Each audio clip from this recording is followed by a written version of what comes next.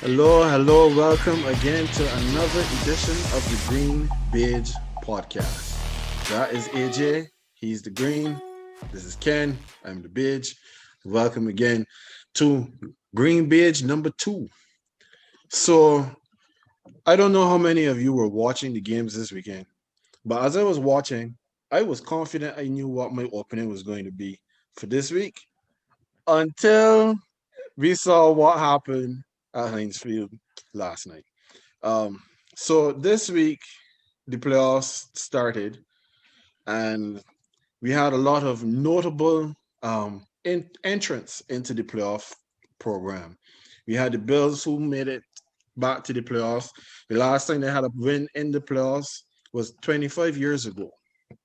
25 years ago, I was no, shoot, boy, again. Well, 25 years ago, it was nine. Is it 2025? Yeah, 25 years ago. 25, okay, yeah. The last time that the Browns made it to the playoffs was 1999. They just ended the longest playoff drought of any team in the NFL.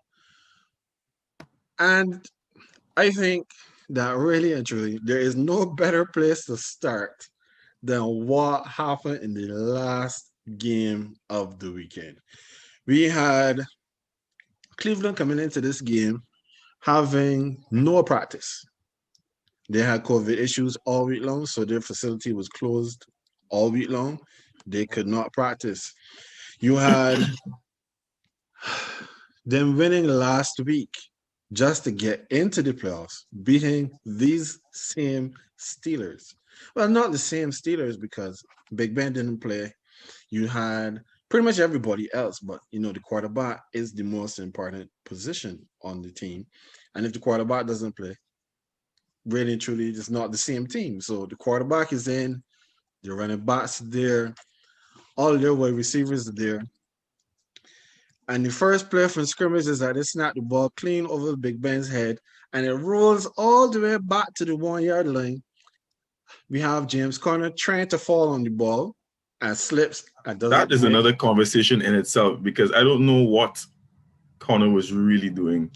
I don't know what it looked like a toddler, but anyway, go ahead. That's And something else.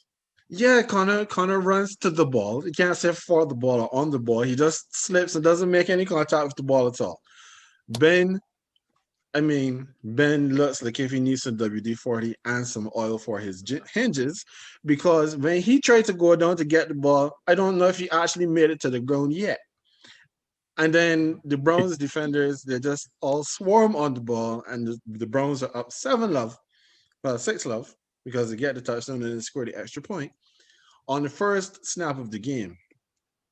Then we have Ben throwing a pick very shortly after, 9 minutes and 46 seconds into the 15 minutes of the first quarter. 9 minutes and 46 seconds left. The Browns are up 14-0. Then we have a fumble recovery, 21-0. Then it's 28-0. At this point, I'm telling myself that we need to change the name of Heinz Field to Hot Soup Field because beer blows sharing a Heinz Field this evening. So, I'm watching this game and I'm telling myself that this cannot be happening. Now, I picked the games for my own, purposes to say who was going to win, and I had the Steelers winning 34-20 because I expected that the Steelers defense was going to show up, but they never did.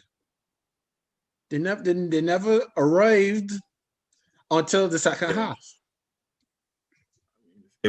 It's kind of hard when you start off that way.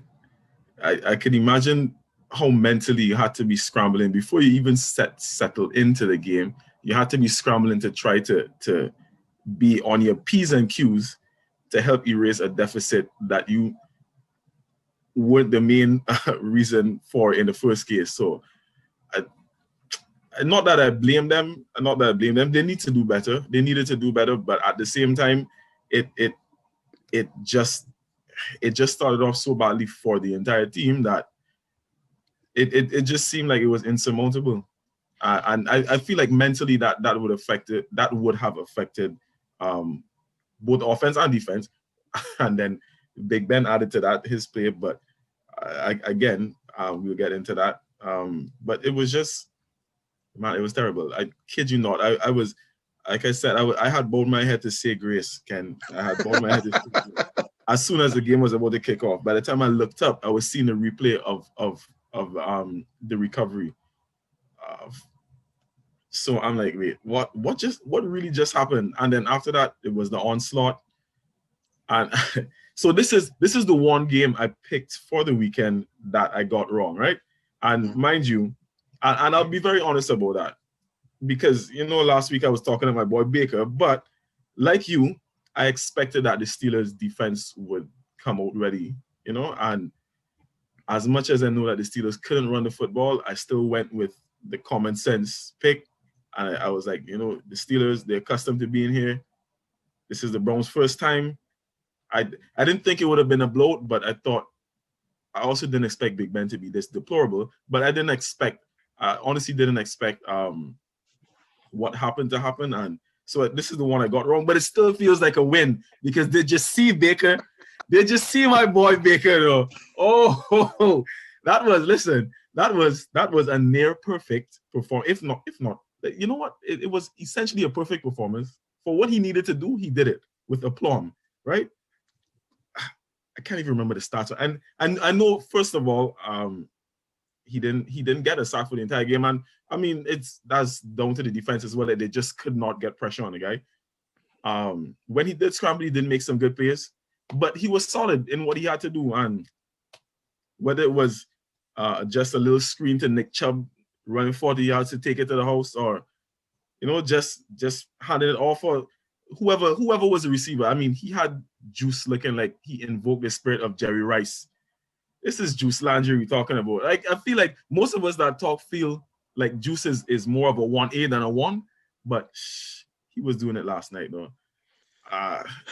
No, the thing is, right? I'm sorry. No, I was gonna say I'm gonna let you, because Baker is your guy, right?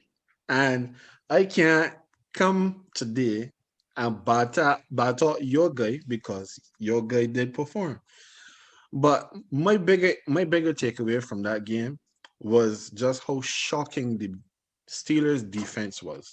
The Steelers defense, and I tweeted this out during the game. I was like, the Steelers defense, they're not tackling, they're not using sound gap assignments, because like from watching and hearing people like Ryan Clark and those talk about these gaps, like for those who don't really follow the game as closely as we do, when you hear people talk about the A gap is either to the left or to the right of the center. The B gap is on the outside of the guards, and then the C gap is on the outside of the tackles, and then from there you're just trying to set the edge. The Steelers couldn't set the edge. There was no gap discipline. They couldn't tackle. You saw Nick Chubb take the ball, and the first time that he looks like if he's about to get tackled, he's 20 yards down the field. You saw Kareem Hunt, who took in 2 touchdowns in the first quarter. I know we didn't have the steel curtain this year, but this looked worse than aluminum foil. They looked like if they were out there with plastic wrap that was not even clinging to anybody. They were just running free all game long and doing as they feel like. So Big Ben goes for 500 plus yards, 4 touchdowns, 4 interceptions. Not all of them were his fault, but at the end of the day, you did throw 3 very bad balls that deserved to be picked and were picked. Wait, which one are you saying wasn't his then? So I think it was the second interception. Deontay Johnson over the middle. Johnson's coming that over was the a middle. bad throw. That was a bad throw because Deontay, or the way I see it, Deontay is already in his motion running across the center of the field, right? Mm-hmm. Then through the ball, even if all right, cool. I could admit at some points you might say, look, your receiver is supposed to get to that ball, right? Mm-hmm. Even if it's like fractionally high, you could argue could have held on to it, but it was behind him. It wasn't in line with where he was going. It was more in line with where he was. So he was reaching up over his head, even though it was high 1 and then it was 2 behind him. Because if you realize how he reacted when he was trying to reach for it. It looked like he was trying to slightly arch back a little bit to try to catch the ball. I'm not. I feel like yes, there's an argument that maybe he could have done better, but it was not an ideal throw for a man with that wide open. Ben should be doing better. I agree that for a man that is wide open, it probably was not the most accurate throw. However, I've heard it said multiple times. I don't always agree, but I've heard it said multiple times. If you get both hands on the ball, you have to catch it. And he got both hands on the ball. The ball literally burst through his hands and went straight to the defender. So, yeah, well, I will say that, maybe we can say that Ben was like 20% at fault for not having a perfectly placed ball. For a man that was wide open, it's not like you have to say he had to put the ball in that spot because someone was coming to clean him from the other end. Deontay Johnson has to make that catch. And that has been his problem all season long. He has dropped more passes than a professional wide receiver should be allowed to do. I am not sure who has the most, but he has to be up there. I think I heard that, yeah. Like somewhere in the last week or so, they were saying that he got, or the penultimate week, that I think he has the most drops in the league this year. Yeah, so which is why you could possibly make the argument because of his recent history, but I still don't like that throw. I don't like that throw. But as I said, maybe the throw was not the best, but at the end of the day, if you're a professional with a receiver running across the middle and the ball is there to be caught, you get both hands on it. You don't have to lay out to get there. You should be making that catch. But as we continue going down through the game, in the second half, I was wondering why the Browns came out so conservative. Because at the end of the day, yeah, you have a big lead. But if you can't move the ball, because the Pittsburgh Steelers came out with much more focus in the second half. So if you can't move the ball because the men are now setting out to stop the run, then you have to be able to hit the passes. Your guy was missing some passes early on in that third quarter, which allowed the Steelers then to come back into the game and start to make it seem a little competitive. Now, when they got to the fourth quarter, all of a sudden, I can't even say Stefanski because, he had COVID. He was at home. The Browns, who had offensive line issues with men going out with injuries and their offensive line coach, he's not at the game either. He's also at home. Everything is playing into the hands of the Steelers for them to get back into this game because you have conservative play calling. You have Baker missing a couple throws and men dropping some balls that should be caught. And the Steelers are scoring touchdowns and risking at 2-point conversions when they could just kick the field goal. You're already like way behind. You might as well just take the extra points and keep it moving. But they don't do that. And then they find themselves get relatively close. And then was it Nick Chubb that took the ball to the house? Somebody very early in the fourth quarter scored another touchdown. Could have been Chubb, yeah. Wasn't that the screen? It's probably the screen pass. Breaking a couple tackles. Yes. Yeah, I think that was it. Yeah. So there you have it. So Pittsburgh, who has been, well, should I say, who was one of the best teams in the AFC, they started 11-0. Record-wise. Yeah, record-wise. Then to go 1-4 over the last 5 games of the season, and then get bounced in the first game of the playoffs. And let's just take a moment to talk about one of our good friends' favorite wide receiver, Juju Smith-Schuster, because even before you get to that, there was one thing I did want to mention that just came to mind, right? Mm-hmm. The play calling was also a little off for the Steelers, and I'm recalling this one play in particular. There was a 4th and 1 when they punted. If you remember, like it made headlines afterwards, right? Yes. As one of the bad decisions of the weekend, along with another one that we get into. But 4th and 1, they punted. And I think this was like at the beginning of the fourth quarter, sometime early in the fourth. It was they had the 4th and 1 at the end of the third. And they chose to take the 5-yard delay game penalty rather than kick or force the kick or take a timeout. So then they kicked exactly at 15 That's when they were minutes. trying to draw them offside or something like that. Yes. Okay. And Yes. then the So Browns then we went marched from the 20. that that decision made no sense. That decision made no sense. And now bump this trying to be conservative stuff. At that point in the game, your offense was getting into a rhythm. They had already scored on a fourth and goal? Ben had lobbed one over. I can't even remember who caught it. I don't think it was Juju. I can't remember who at this point. But It's probably Ben had Ebron. it was I think it Ebron. was Ebron. Did Ebron have two? He had two catches, two touchdowns. Claypool had two. It Ebron could have had one. Juju had the other, I think. whoever it was. Nice little lob over, and that was on a fourth, right? After obviously they didn't get through on the previous plays. You're getting into a rhythm, you have that momentum, you already have a fourth in the bag for the night. You need to go for that there. A 4th and 1. You need to go for it there. Like there was no reason to punt that ball. And I know you might say like, yeah, field position, the defense was also catching a rhythm, but at the same time, the defense they weren't getting picks and they weren't putting enough pressure on Baker to make him lose the ball. So if you're relying on your defense to just make a stop, okay, that's one thing. But at the same time, you need the ball to score. If you're in such an advanced position already, why not go for it with the rhythm and momentum that you have? You need to go for it right there. And with the deficit, I'm sorry, with the deficit as well. Nah, I don't agree with it. I didn't agree with it then, and I still don't agree with it now.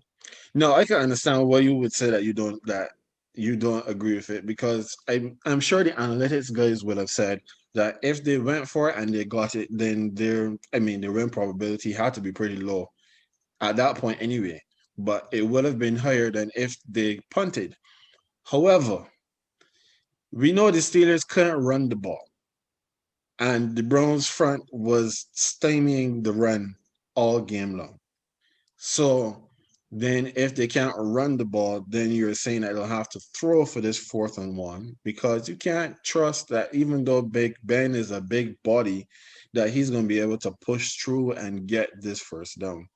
So I saw the logic behind them kicking the punt, because at the end of the day, you're looking to see if you can flip field position. If your defense has been showing that at least in the third quarter, the Browns have not been able to move the ball. I think the Browns had like 2, 3 and outs back to back.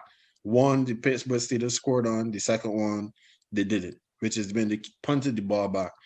And then led into the fourth quarter where all of a sudden Baker just, the shackles were off and he just started flinging the ball all over the place. They marched down the field and they scored again. But there's something to be said that you're trusting your defense to continue what they've been doing. It's not like you have to say that to this point, no, if this was in the first half and at that point, the Browns were doing whatever they wanted and the Steelers had no answer to them, then I can understand. I can give you at that point saying, okay, maybe you shouldn't kick here, because if you kick here, then you're not showing that your defense can stop them. So all you're going to do is give them the ball back to come score another touchdown. However, their defense had shown they had shown a little backbone in the third quarter. So you give your defense a chance to make something happen. They couldn't make it happen. So that was it. Yeah, like I said, I knew you were going to try to defend it. I hear everything you're saying, and yes, I get that. Like I too like to sometimes try to understand like what the rationale behind it is. And you're right. That is probably what he's thinking. You're absolutely correct. But I still don't agree with it, and I still think it was a poor call, even at that point in time. Fair enough. But I think we've given enough time to the Steelers. Way too much. Yeah. So Saturday's games. I have one other thing. What was going to be my open, but we come back to that. That for me is a much more fun conversation. But Saturday's games. So as I mentioned when we started, the Bills first time in the playoffs in a while, and they got their first win in 25 years in the playoffs. They beat the Colts, who for all intents and purposes, were considered to be one of the best teams in the AFC. They had a very strong defense coming into this game. And the conversation was, how would Josh Allen fare against the Indianapolis Colts' defense? No, I didn't see the game. Did you see the game? Yeah, I did. I did. So I did. I picked this game. I had picked for the Bills to win this game 34-27. And they ended up winning it 27-24. So what did you see? I took the lazier route from you. Like I said, I didn't pick scores for the games, but there was, and the reason I had told you about the games I was picking is because I was kind of like voting on this profile that I follow on IG. So I voted, and 5 out of my 6 votes, they came through, and this was one of them, right? Honestly, I did expect the game to be close as well. And you know how in one of our groups we saw a conversation come up about basically like bad coaching and bad play calling, losing the game. I think Frank Reich put the Colts at jeopardy in this game. There was a field goal that he should have taken. That is essentially it. It was he went for it on a 4th. Now, mind you, the thing about this is I don't even necessarily blame Reich 100%, because the play was actually well designed and Phillip Rivers should have made the throw. I can't remember to whom it was, but he overthrew it, right? So it was a corner route, and whoever the receiver was, like, had to end up reaching, and it went off the tips of their fingers. So it was a bad throw from Rivers. But at the same time, it was a point where the Colts were controlling the game. I think at that point they were up 10-7, so that would have put them up 13-7. They were pretty much controlling the game. The Bills offense couldn't get anything going. You're in field goal range, and you have one of the most consistent kickers for this for the just concluded season, right? Like, take the 3 points. I understand the need to be aggressive, but I feel like at that point, it would have behooved Reich to take the 3 points and at least put the points on the board to make the Bills have to score touchdowns. And lo and behold, I think it was right after that failed attempt, Bills went back up and scored before the half, if I remember correctly. So that they sort of built off of that momentum, and at the end of the day, look at that, they ended up losing by 3 points. Yeah. And I feel that I feel like there was another instance where Reich went for it, and I thought it was a bad decision. Reich was aggressive from the get-go. It was like, all right, yeah, we're doing this, we're going for it. And I understand, that based on Josh Allen's talent and the talent around him, especially Stephon Diggs, you need touchdowns to win this game. But at some points, Reich, especially with that field goal in particular, that was the one that stands out, because at that point you had to take that. That was when you were in control of the game and up. The 3 points there could have made a difference in the Bills gaining momentum before the half or not. They didn't take it. Rivers missed a throw, and then boom, it was all Bills after that, essentially. Okay, fair enough. And then the second game of the day, we had the Rams going to Seattle. This was my one wrong pick for Saturday, because I had the Seahawks beating the Rams. And I mean, who knows what happens if the backup quarterback who started the game doesn't take what I've seen some call a dirty hit from the safety, Jamal Adams, which knocks him out of the game and forces Jared Goff into the game. And then it was the Cam Akers show. Cam Akers has the second most scrimmage yards by a rookie in a playoff game with 176 yards. Cam Akers takes over the game, and the Seahawks fall 30-20. Now, I thought that this game was going to be very even. I thought the game was going to be pretty close, because it's two divisional teams that literally, again, this just like the Browns And the Steelers, they ran it back. They played last week. They played again this week. And you saw that the Seahawks, they could not handle the Rams. No, I didn't see the whole game. I pretty much caught Lucky you. from I pretty much caught from late in the third, either late in the third or the middle of the fourth. I can't remember exactly when I started watching, to be honest. But what I did see was that Russell Wilson again was not having a great game. And You put it so mildly. Russell Wilson was terrible, but continue. but like I said, I didn't see the game, so I can't speak to what happened before, but he wasn't having a good game. Aaron Donald got injured somehow. And even with him being He got injured, injured tackling Russ. okay. Russ he sacked Russ, but Russ came down on him. Mm-hmm. And then after that, you can see that he was trying to breathe, like, and then they ended up reporting that it was a rib injury. And with Aaron, you know what? I'm sorry. Just go ahead. No, come in. So you have to say one. No. I was just I know you were going through what you saw, and then I'll say what I because I watched I watched the entire thing. So can this finish telling me what you said that you saw? No, but I was what I was ending on was that Donald was out of the game. Yeah. He was out of the game.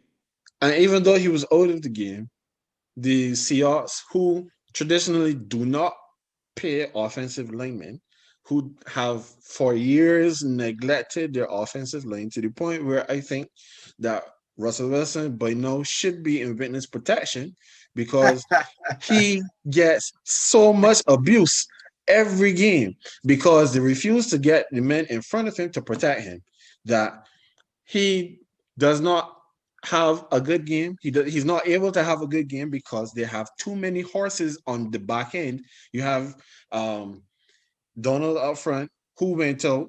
They still have good linebackers. They have, I'm trying to remember his name. For the life of me, it's just not coming. But their star cornerback, yes, Jalen Ramsey is locking down DK Metcalf.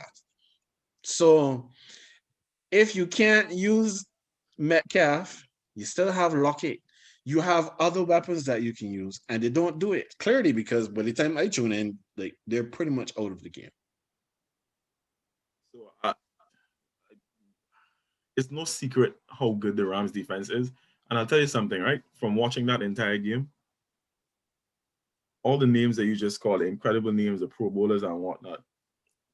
I don't want to say MVP, but the play of the game was from the Rams' other corner, Darius Williams. His pick on did you see the screen that Russ was throwing to Metcalf that he jumped and took it to the house. That was a play of the game because if I also remember correctly, that was the play. I think that was actually the first touchdown of the game, and it kind of opened up the score. And then after that, it was night for the Hawks. But listen, that was and because like there was some discussion about whether it was a bad throw or this or that. Listen, this man studied his tape. He knew what Russ was going to do, which is why he jumped the rope. And apparently it was like only Seattle had run that sort of play only 4 times during the season, and only twice of the two of those times they used a bunt set, where they had the 3 receivers. Yeah, and then I think Chris Carson was on that same side. Mm-hmm. Right. So run that RPO and Darius Williams. Mind you, also, it is important to note Darius Williams picked off Russell Wilson twice the last time, or it wasn't not the last time. It was in week 9 when they played, right? Mm-hmm. In one of those instances as well, saw what Russell was doing, jumped the rope, got in front of Greg Olsen. It was. Mm-hmm. That was his second pick in the game after one in the end zone, right? So this man did his homework. He studied Russ. He saw the play. He knew exactly what was, because if you look at that play, you could see exactly that he knew what he was doing. And after that, it was lights out. That was the play of the game to me. I mean, despite everything else, the Rams were incredible. The Hawks were terrible. I don't feel like discussing this too much because it was almost a waste of 3 hours. I predicted the Rams to win because as much as I rate Russell Wilson, I had no confidence against him. no confidence in him to outplay that defense. Because the same receiving core that we talk about with Lockett and even DK, they haven't been looking good coming towards the end of the season. Russ hadn't been looking good. Chris Carson and Carlos Hyde been up and down with injuries. Like I highly rate Chris Carson, but he wasn't effective. He wasn't effective. Wasn't even, I think he had like 70 something yards in total. Somewhere around there. He wasn't effective though. And the offense just stunk. It was a not surprising loss, in my opinion.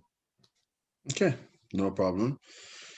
So the last game was the one that we gave the least amount of time to. But to me, this was the most fun I didn't see the first game, and for all intents and purposes, that game was pretty excellent. But Taylor Heinicke was the story of Saturday. Taylor Heinicke. It was the most riveting. It was the most exciting because of that. Yeah. Yeah, I mean, because we went into this game, we expected that Tampa Bay would have just, mollywhopped these guys. They would have just beat them without mercy. It would have been unpleasant to watch because there was nothing really to be focused on coming into this game. And then we find out very late that what's his name? I'm bad on the names today, but they're starting quarterback, Alex Smith. That he was not going to play. We heard very late that he was going to be out. And Taylor Heinicke, like, who the hell is Taylor Heinicke? He then gets to be the starter for this game. So during the broadcast, I mean, the things that this man was doing, they had no choice then but to make him the story of the game. Yeah, Tom threw for near 400 yards. They had lots of touchdowns. There were no interceptions. Whoop, T-do. That's Tom. You're a guy, not my guy. So we have Taylor Heinicke, former XFL backup. He is not even the starter for an XFL franchise.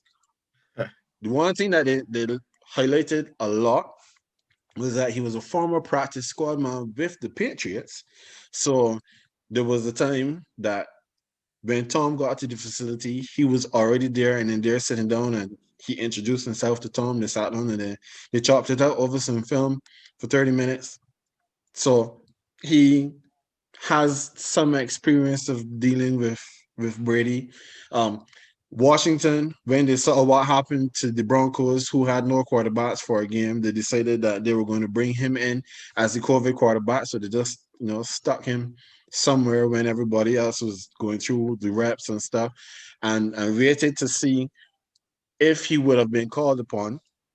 We know that they got rid of their supposed starting quarterback from the beginning of the season, Dwayne Haskins. So no, starter can't go. Heinicke gets a call up. Balls out. Heinicke goes for 300 yards. I was so impressed with him. And obviously, all right, Tony Dungy. All right. I was about to say that Tony Dungy was even more impressed because I thought that Tony Dungy was this man's agent because Tony Dungy is talking at this man at every opportunity. Yeah. Every single time. Every single chance. And I'm like, whoa, Dungy, though, like, I know you're trying to help the man get some money, you're trying to help you get paid, but you can just ease off a little bit. Yeah. That was actually a fun drinking game to play, though. Every time Dungy said something, Paul, that he was impressed by Heinicke, shot. That's the one thing I'd miss about Heinicke not being in the postseason anymore. But to get to that game, you ever seen the movie The Replacements? I think so. Keanu Reeves portraying a football quarterback. I mean, it was actually one of his more decent roles, if I'm being fair. It was a good movie. And I think ironically too, that movie was based around whoever the Washington Sentinels, I think was the name. It was a Washington football team. Mm-hmm. But so I brought up that reference to say Taylor Heinicke was paying, because one of the main lines of the movie, right, is when the coach, who was Gene Hackman, was telling them, there's no tomorrow for you, and that makes you very dangerous people. Taylor Heinicke was playing like he knew there was no tomorrow for him. The man was incredible. He was putting his body on the line, which is one thing I was like, I feel like he escaped some hits. Because even when he was making some of his runs, he wasn't sliding like this. Man was sliding head on. I was like, bruh, I know you're down for the cause, but yo, take it easy. And even, that play, that touchdown that he scored, launching from about 4 yards out to hit the pylon. Listen, I can't even say anything bad about the guy. I think Washington ended up, all in all, through Heinicke putting up a decent fight. I think they covered the spread, which is commendable. I think they covered, because remember I was saying I did not expect cover. Yeah, they covering. I think it was a Bucks -10 or something like that. Yeah, and they covered. I'm like, wow, well, all right. Heinicke was really good as usual. Their defense has been known to be a second half defense. They have the best second half defense for the season so far. They came out in the second half and they pretty much showed that too. They had settled in. Like, it was taking a while to get stuff going. Chris Godwin was absolutely terrible for the majority of the game. But on the flip side, Mike Evans, who's having a career best season, this man had only 6 catches. Each of them was 10 plus yards, and had it was a buck and some in terms of yardage, 119 yards. There we go. Leonard Fournette was running all around the place. So I mean, at the end of the day, the firepower that the Bucks had was too much for Washington, which we all expected. But I was impressed. With Heinicke. I still feel like even though Chase Young didn't get that much pressure on Tom, I think it was Montez. I think it was Montez that much pressure. He got no pressure. None. He didn't. But I think Montez Sweat got a sack though. I think it was. Yeah, he got. I think the only sack that they did. But Chase Young, I want Brady. Give me Brady. Did you want to hand him a cup of coffee? Because there was nothing. When you are going to say that you want to get Brady, and I remember this I can't remember who it was that made this statement. They said it a long time ago, but they said that when you look at the tight end is the smallest of the fat guys, and he's the slowest of the fast guys. And you, Chase Young, can't get past Gronk. Gronk by himself is holding you up. You know that Gronk has been. You know that Gronk has been one of the best blocking tight ends in the game. You know that. He could be one of the best. He can be one of the best blocking. I do not care. You are number 1 pick who has been wreaking havoc. No, but you're the number 1 pick for the Washington football team. The number 2 overall. You have been wreaking havoc all season long. Do not come and tell me that a tight end, I do not care who he is, a tight end by himself. The tight end must have the tackle next to him, helping hold you up. No, you cannot tell me that the tight end by himself is not even saying, well, what we can do is that you can do a speed rush and I can just steer you around the quarterback. No, Gronk is fronting this man, hands in front of him, and he can do nothing. No. If you are Chase Young, and you have to be glad that you got beat, because you won't want to go into the film room and see that tape and the men looking at you and asking you, so what happened there with Gronk, man? What happened on that play that you couldn't get past him? That's not good enough. All right, fair enough. He wasn't at his best, and I know because he called him out, it looks even worse. I mean, for some reason, I don't feel as strongly as you do about it. I all I could do, and maybe it's me being a little bit of a homer because that's a home team for me right now. So it could be that. And let me be fair.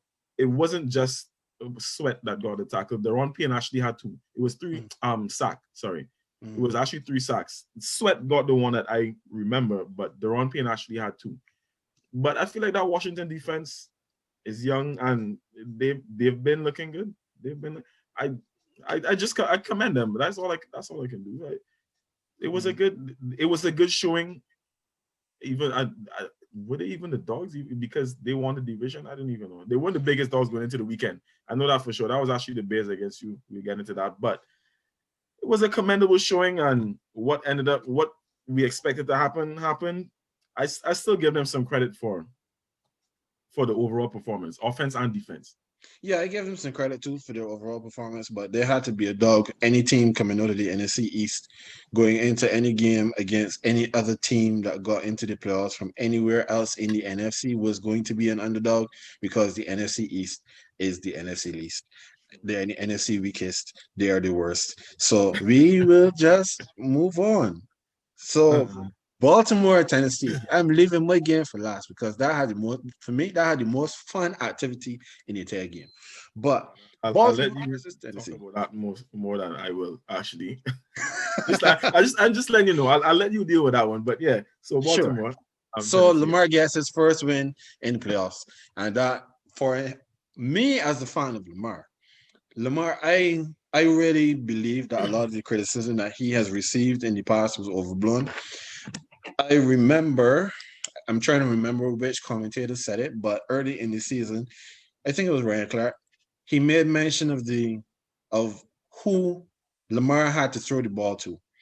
Outside of Mark Andrews, his best receiver is Marquise Hollywood Brown, who on a team that has a number one receiver, he is number two, at best number three. Hollywood Brown is fast. He's great for taking the top off of defenses, but he is just a kind of a middle of the road wide receiver. I'm trying to be as gentle as possible because I don't think he's trash. I just don't think he's that great either.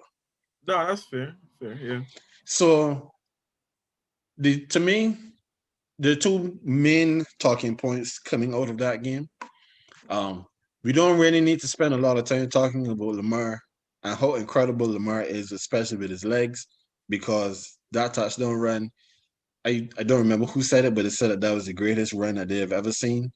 Somebody disagreed. I'm a little, I don't know. I try not to be president of the moment and say, but this is the greatest. Yeah. That's the greatest I've ever seen. Speaking But hyperbole. yeah, but that touchdown run that he had in the second quarter, I think it was ridiculous. When he drops back and then it is a pass. It is not to say that he dropped back on a design quarterback run. He drops back to pass and then notices, oh wait. First off, nobody's open. And then everybody's back is stirred. Yeah. And I have a seam. And he just takes off down through the seam. Nobody can get to him. And he just sticks the ball inside the pylon. And it's a touchdown. Lamar is incredible. But I think one of the biggest talking points, and you had touched on it briefly when we were talking about what happened with the Steelers, was the decision by Mike Vrabel, to punt on a 4th and 2 rather than going for it. And just like with Tomlin, I saw the wisdom in it because at that point in time, both offenses are no offense is hitting it straight at this point. So maybe you're trying to play some field position. There is an argument for going for it, but your run has not worked all game long. So you decide that you're going to kick the punt, and then the Ravens basically walk all the way back at the field. You get no benefit from it. I think they scored on that drive. I can't remember for sure. But what do you think? Are you of the same mind as you were with Tomlin when they punted? Yeah, kind of. I won't lie to you, right? There was a point in time during this game where I myself dozed off, and that's not an indication as to how the game was going. It was a good game, but that was just me personally. I was just out it. I was just kind of tired. With that on that play, yes, I still feel like Vrabel should have gone for it because at the end of the day, this is not the Browns looking at the Steelers and laughing if they were to design a play and have James Conner in the backfield and all right, Conner ain't doing nothing, they're going to throw this ball. This is Derrick Henry, the man who just joined an elite club of running backs, right? Mhm. So if you design a play, even if you're going for it on 4th and 2, and you have Derrick Henry in that backfield, there's no way that the Ravens are not going to try to stop that run as they had been doing. And Tannehill had been up to that point better than serviceable. So I mean, I guess they design something and let Tannehill throw it or over the middle to whoever. Like I feel like they should have at that point. The reason I mentioned me falling asleep is because I can't remember what the situation was around then, like what the score was and who had the momentum and whatnot. But I remember it. I remember at the same point in time thinking, I feel like this could be a call that could change things in the game. And yeah, it didn't work from there. And I'm not blaming. I'm not. It's not like I'm going to blame Vrabel for the loss. And I don't think that. Unlike Frank Reich, I won't say that this cost them the game. I feel like the Ravens were an overall better team. They were more prepared, and they just had this game was theirs to win. Pick them to win as well. But I don't think that Vrabel made the best decision for the team back there. I understand the logic of the rationale behind your thinking, but it wasn't the best decision for me. Fair enough. Now, for all of the viewers who may not understand the history of that big smile I just cracked when AJ said that Tannehill was more than serviceable. We have had some heated conversations, which I'm sure we'll get into at some point. We don't have time for it right now. But we have had some heated conversations in the past with regards to one Ryan Tannehill because, well, we'll just leave it there for now. I And, think and that Tannehill. I did tell you I wanted to bring him up. Let me mention this quickly. Sure, go He ahead. has to be culpable for that last play, not solely, but like at least partially, because I understand the play is probably designed to go over the middle. It was to kind of remember who it was supposed to be, and the one we ended up getting picked.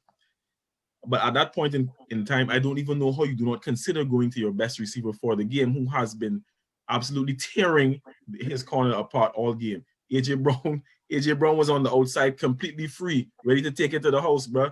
How are you not even considering looking out there for AJ Brown? I don't know. Oh yeah, it was to some kid who had come into the game because one of the receivers was out, and who didn't. I don't think he had a catch all game anyhow.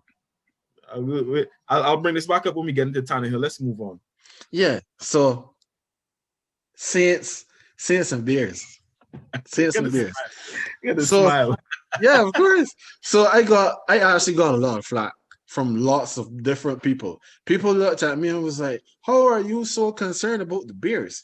And I'm like, "Well, it's not so much about the Bears necessarily. It's more about the Saints because the Saints have been to the playoffs the last 3 years.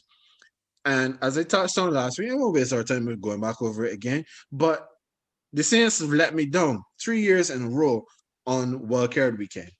I really wanted us to get the number 1 seed so that when we would not have had to play this weekend, and at least I would not have to worry about my team until 7 days from now. However, we couldn't get the number 1 seed, and we had a team coming in that had absolutely no reason to consider themselves to be our equal or to be in the game. And I mean, I could sit here and I could talk all about the game and how like this was the first time for a while that the Saints had Alvin Kamara, Drew Brees, and Michael Thomas on the field together. They had only played 69 snaps together all season long. I could do all of that stuff. But right now, I don't really feel like doing too much analysis. What I want to talk about is the fight or the kind of fight, the half a fight that they had. Because CJ Gardner Johnson, Chauncey Gardner Johnson, I can understand if he gets no Christmas cards from anybody not in the Saints locker room. Especially if he goes to Chicago, he probably has to carry a security detail. This man has the ability of getting into people's skin to the point where they do stupid things. So I don't know if you remember AJ, but when the Saints went to Chicago, we had the first fight with him and Oh yeah, Javon I remember Wims. vividly, vividly. Yeah, When everybody couldn't understand what Wims was doing because yeah, it looked like if Wims went up to him to try to snatch a chain that wasn't there yeah. and then punched him in the face twice With the man with the helmet on, with Wims the was helmet ready. on. Was just Yeah, ready so for I all the smoke. Yeah, correct. So we had that in the first game, and then we don't know what transpired between him and Anthony Miller because really and truly the attention was not on them. The Saints defense was balling out. The Bears weren't really doing that much in the game. And all of a sudden, you see the game get stopped. The refs are talking about it. And then you see that Anthony Miller punts CJ Gardner Johnson in the helmet again. So I don't know what it is about these NFL players, right? I know hockey, at least hockey to me, they operate with a little bit more sense when it comes to the fighting. Because men take the helmets off, they throw the gloves down, and then they start to throw hands. However, it's a load. It's a load in the sport. Yeah, but in the NFL, you know it's not allowed. The men are wearing much bigger helmets. The helmets have face guards. Why are you punching the guy in the helmet? Like, don't you want your hands? You make your job. You do your job with your hands. I mean, like there's this funny video going around when Wims had an opportunity to catch the ball and dropped it. yeah.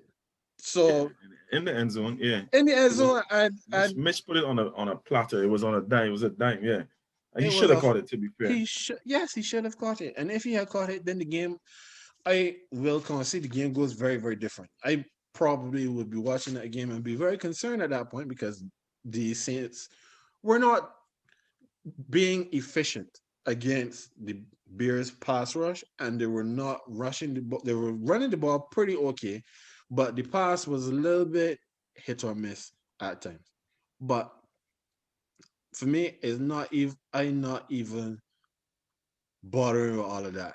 So here's the thing about and there was even a play during the game that I thought and when I saw it, I was like, you see, and I know Ken ain't gonna talk about this, but I feel like you got the benefit of that call. There was uh, a The what was it? 15-yard penalty that was On Cole assessed Kmet. on Cole Kmet. The man wasn't even doing anything. But you know what? I let's not get into that. At the end of the day, the Bears are going to lose. So I'm not going to blame that call on the reason why they lost. It probably took them out of the game a bit more, but they were going to lose. With regards to CJ, right? So you mentioned these two. But you also forgot to mention probably the most interesting skirmish that CJ has been in this season, and that was with his own teammate, can't guard Mike. Yeah. Let the people know. Talk to the people that's why can't guard Mike was out a couple weeks because Mike Thomas punched the man in training. This same guy, CJ Gardner Johnson, there's something you have to get this man out of your locker room. Something is wrong with this man. Is one thing to look at receivers and say, all right, well, he probably get in the receivers' heads to the point where I know what he could have told them to make them want to punch him with a helmet on. But when this same man is involved in some sort of altercation with his own teammate, where his own teammate punches him, and it's probably with a helmet too. It was probably with a helmet on too, which is why the man hurt his hand and could not play. Mike Thomas, that is. But if your own teammate wants to punch you out, this man has to be some sort of germ in the locker room. Here is where I would say that I do not believe that Chauncey Gardner Johnson is a germ in the locker room. Because if he was such a bad guy in the locker room, when he had that first incident with Wims, then nobody was jumping in for him. But you had Jack Rabbit Jenkins. He was right there. When the second punch got thrown, he jumped in immediately to help out his teammate. You have to do that as your teammate. At the end of the day, if you're right there, you have to do that. If you are that bad, if you are that bad, I am not risking a fine for you. Don't tell me a man getting his helmet punched in 3 times and he ain't the problem. He is an issue. Man, he is an issue. What it You know might what? be. You know what? Cut him, and we might take him up and reform him. Yeah, I know you like because y'all love the I open don't. box specials, right? I just saying. You know, we like reclamation projects, so it's very possible he could come to New England. But I don't care for the guy. I don't No, care for him. we have no reason to cut him. He's been playing well, and when he got Wims ejected, the Bears already came into the game with their number 3 receiver out. He was hurt, so he wasn't playing. I can't remember his name. It doesn't know. I don't care. He was not there, and then Wims is out. He's the number 2, and then sorry, Wims isn't the one that gets kicked out this game. Anthony Miller gets kicked out. He's the number 2, which leaves Allen Robinson, Wims, who left his hands in the locker room, and whoever else out there knows to try to beat the Saints. It's not going to happen. So, I mean, they got a garbage time touchdown. I was upset about the touchdown. I saw when Drew tried to extend for the touchdown when we had the score at 21-3. That was short. I mean, honestly, Drew Brees, we know Drew Brees is shorter than me. I'm 6'2", just about. He's shorter than I am, and they were at like the 2-yard line, and he jumps, he reaches. I remember that play. Yeah. Yeah, it doesn't quite get there. So, okay. And then they get a garbage time touchdown. And I was upset about that because I was hoping that we could have held them to 3 points. But, I mean, And no. of all people for it to be Jimmy Graham too, right? Well, I mean, to be fair, I was upset when Graham got traded from our team to Seattle because we traded him for the center Max Unger. Unger was a good servant for us, but I tremendously enjoyed having Graham on our team. And there is talk that Graham might or might not retire after this season.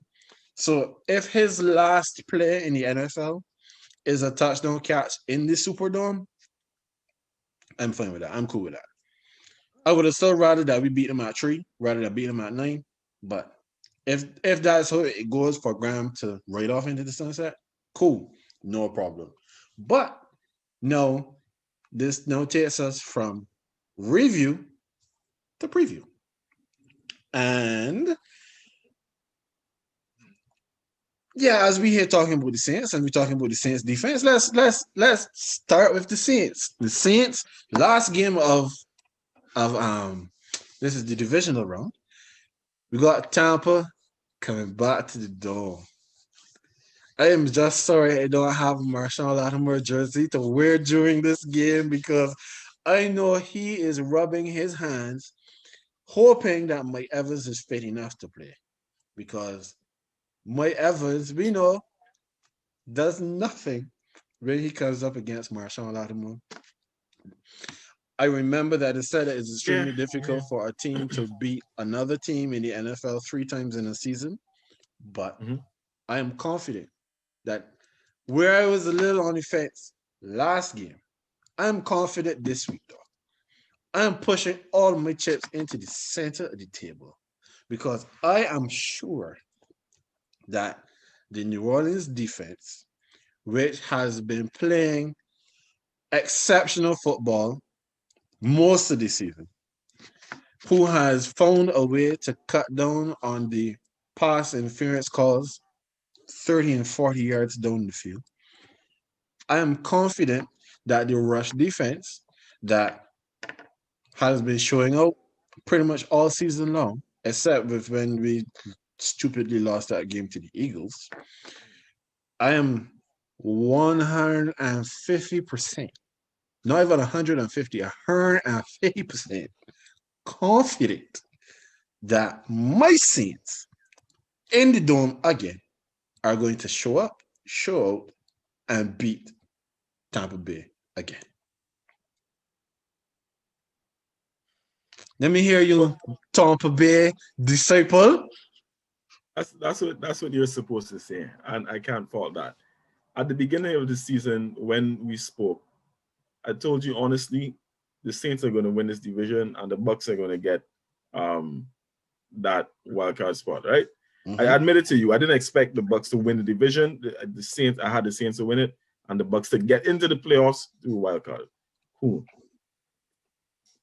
That it happened exactly that way. And as much as I didn't expect the Bucks to lose both games, at the point in time, it was still like they were still going through the process, right? Mm-hmm. And the two losses, they had the two losses, but they did what they had to do. They got into the position I expected. Saying all of this to say, this is where I expect Tom to shine. Since the bye week, you know, he's gotten it together. Is it the most touchdowns he has since then? Anyway, had like an incredible season to cap off last week. This last weekend, sorry, did what he had to do. Now, mind you, while I still have some reservations about certain people on that offense, mainly the running backs, and especially if Ronald Jones can't play, because after that is like the other I think he was a rookie, Vaughn or whatever, had a fumble in the game. He's been inconsistent, and then the next option is Shady. So Shady was inactive this week. is inactive. Fournette was the bell cow. He was the one that was carrying the ball. But like you said, that rush defense has been really good. I'm just saying, despite and again, I still even expect Marshawn Lattimore to probably lock up Mike Evans for the bulk of the game. This is 2 years now. This isn't even a one-off thing. It's been 2 years now. This has been happening, right? Mm-hmm. But I cannot go against Tom. I can't go against Tom. When he went to this team, I said he's at least getting to the conference finals. At least getting to that conference final. Yeah. Best case scenario was winning the Super Bowl. Worst case, getting to that conference final. So I can't go against it. Well, if he makes it to the conference finals, he has to come through New Orleans, and it's not going to be easy. So that's on one side of the bracket, and on the other side of the bracket we have the Green Bay Packers. They're now coming in to the playoff picture, and they're going up against the Rams in Lambeau Field. So I'll let you go first on this one. What do you think happens at Lambeau? I feel like the weather is going to play an important factor here, and the fact that they have to go to Green Bay in that weather, because defensively, like looking at the Rams would make me want to pick them, but let me try to be succinct here. Aaron Rodgers is playing at the level we expect from Aaron Rodgers because it's Aaron Rodgers. Davante Adams personally is my favorite receiver in this league, and I expect him to not be. I don't care who it is you put on him. It could be Jalen Ramsey, Gordon Ramsay. I don't care. Tay is going to ball. Tay is going to ball. Yeah, I have to speak it. Tay is going to ball, and Aaron Jones is who I'm mostly worried about. On the offensive side of the game. Defensively, the Rams have a better defense than the Packers, but I cannot pick against Aaron Rodgers. I can't see him being outplayed by Jared Goff, and I can't see Sean McVay doing enough. I mean McVay, yeah. I don't rate him that much highly over what's his name? Why is the name not coming to me? What's the Packers head coach? Matt LaFleur? The floor. Yeah. Yeah, Matt LaFleur. The floor. Yeah. This is Packers for me. Probably a close game, but Packers. So if Aaron Donald isn't playing, that's a massive loss for the Rams front. As you said, the weather most likely will play a role in this game because, as they were saying, most of the teams, I guess with the exception of Chicago, I guess, and Seattle, who both lost this weekend, all of the teams that are still in the NFC playoffs either play in the Dome or they come from warm weather areas, Tampa and Los Angeles. So I'm not sure how good the Rams will hold up in the weather. The Parker's rush defense has not been great. It's been a bit porous. Cam Akers has been doing fantastic stuff, but I don't trust Jared Goff. And as much as I would like for the Packers to lose, because if the Packers lose, then the Rams, once we take care of business, comes to the dome next week, then that will work out great for me. But at the same time, I'm not sure that we can put all of our stock in the fact that we won't have to go to Green Bay next week. So yeah, I'm going to pick Green Bay. Yeah, picking Green Bay as well. All right. So then on the AFC side, we have the Baltimore Ravens. They're going over to Buffalo. Do you think Josh Allen does it 2 weeks in a row? Do you think Stephon Diggs is able to equal Jerry Rice on another weekend in the playoffs? I think this is the worst possible matchup the Bills could have gotten at this stage. I think the Bills are out. Now, mind you, even though they're a division rival, I actually rated Josh Allen coming into the NFL. I like the guy coming into the NFL. So I was never one that gave him harsh criticism, even when he was inconsistent. I was like, all right, cool. Sometimes it takes a little time, right? So I'm kind of happy to see him thriving, which is why it doesn't hurt me as much that the Bills are doing this well. Because I don't know if I had this discussion with you, but I even predicted that the Bills would win my division, right? Mm-hmm. So I'm not surprised, and I had them to beat the Colts, but I feel like this is it this week. One having this discussion with someone else, and they were telling me that they feel that the Bills are the best, have the best matchup, are the best matchup to possibly take out Kansas City, and I disagree. I think it is the Ravens, and in this case, I feel like the matchup is bad for the Bills because they cannot run the ball. They can't. I don't like Singletary and Moss just don't do it. You could give Moss like a little scramble near the goal line or something like that, maybe. But they can't run the ball effectively to say that, all right, you have an effective running game. Their running game is entirely predicated on Josh Allen, right? And it's predicated on Josh Allen and Josh Allen like finding his receivers. He's been able to spread the ball around, even with Stephon Diggs getting over 100 yards. He's been able to spread. I think in the last game, his first 6 throws were like to 5 or 6 different receivers, right? Mm-hmm. Which is all well and good. But where the Rams excel defensively? At the corner. Yeah. So I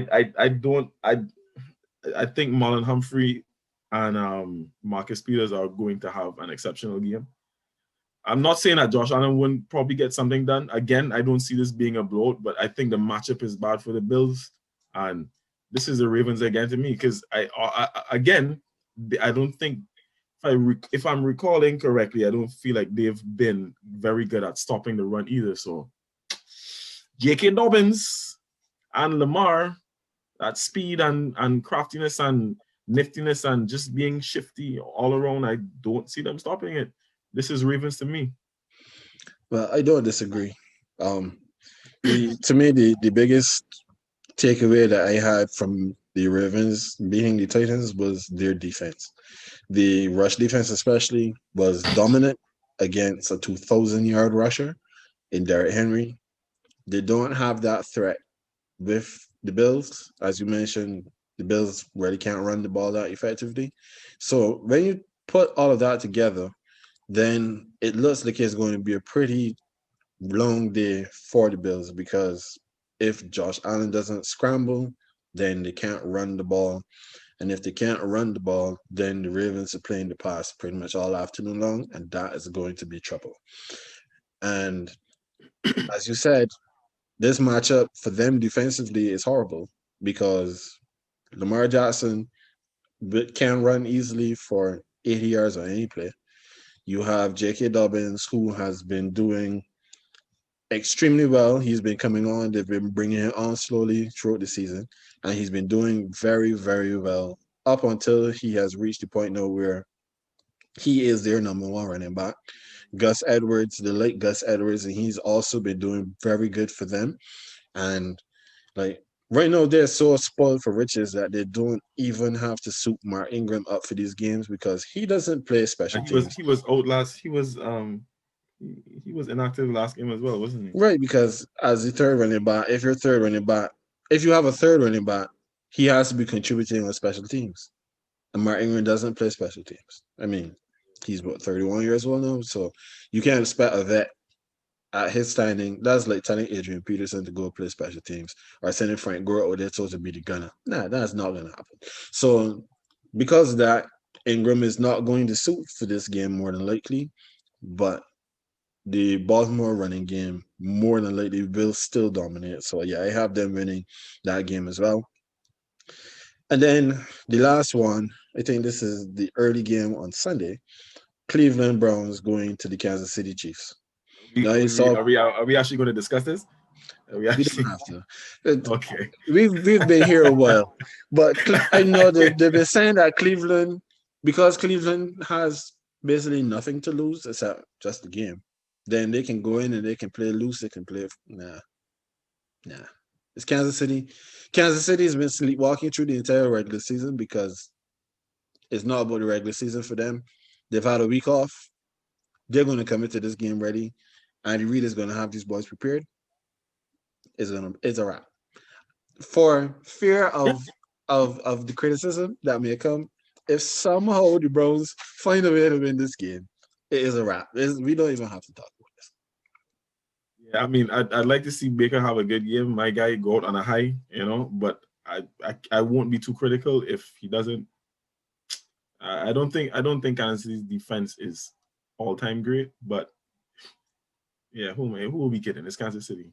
Yeah, but the thing is, we spend so much time talking about Kansas City offense that we don't talk about the defense. But their defense is actually pretty good. The corners have been playing It's pretty well, decent. It's decent, and but they've been. yeah, I mean, is the game is going to be won on Cleveland's run versus the Kansas City run defense. Because if they can run and control the ball and control the clock and keep Mahomes and all of the Corvettes on the sideline, then maybe they have a chance. But Corvette is problem. So yeah, Cheetah and Kelsey, Hardman, nah, it's a wrap. yeah. I mean, yeah, pretty much. Yeah. Well, folks, it's been fun. This is round 2 in the books. Don't forget to like, subscribe, leave a comment, recommend, tell your friends. We are still looking to get this thing growing. We want more people to see it, to hear it, to like it. Let us know what you think. When you see this, it will be on Wednesday. Again, it's Monday evening. I know AJ wants to go watch the college football championship. Yeah, That game should have started by now. I don't yeah. know how much of that I'm going to catch. We may or may not talk about it next week. We'll see. It all depends on how much craziness happens in the NFL. But like, subscribe, and we shall see you next week.